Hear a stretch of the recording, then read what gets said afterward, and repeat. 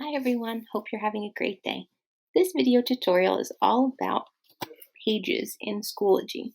In this tutorial, you will learn how to create a page and include relevant links, images, and text for direct instruction. Before we get started, you will need a device that's connected to the internet and the login information for your MNSD Schoology account. Let's get started. You'll want to begin by logging into your Schoology account and opening up one of your courses. To create a page, we're going to click where it says Materials, and we're going to add materials and select Add Page. Once that loads, we'll begin to construct the page content. We'll give our page a title, and we can use the editor to write custom content. We can use the Insert Content icon to insert images, videos, or equations into the editor. Let's add an image. You can toggle between the visual and the HTML versions of the page editor. You're most likely going to be working in the visual one. You can attach a file, a link, a resource, or an audio-video recording by choosing one of the options at the bottom here. Let's go ahead and add a link.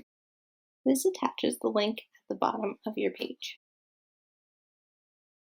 What's also neat about pages is that you can align learning objectives to them if you'd like with standards or custom learning objectives. You can also click individually assign to assign the page to one or more of your students. Once you're finished creating your page, click Create to complete. By default, students must click into a page to view its contents.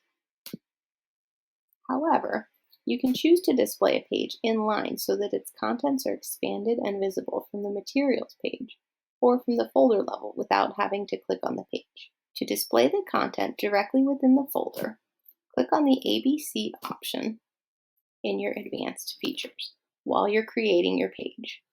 When you disable this feature, the clue tip reads Display on the new page. When you enable it and click on it, it will display in line with the folder.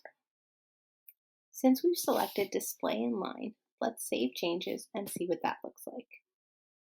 Now on your materials page, your students see the content of the page on the list without opening the page. They can, of course, click on the link to view the page in its own space. That concludes our tutorial on pages, where we've learned how to create a page and include relevant links, images, and text for direct instruction. Thanks so much.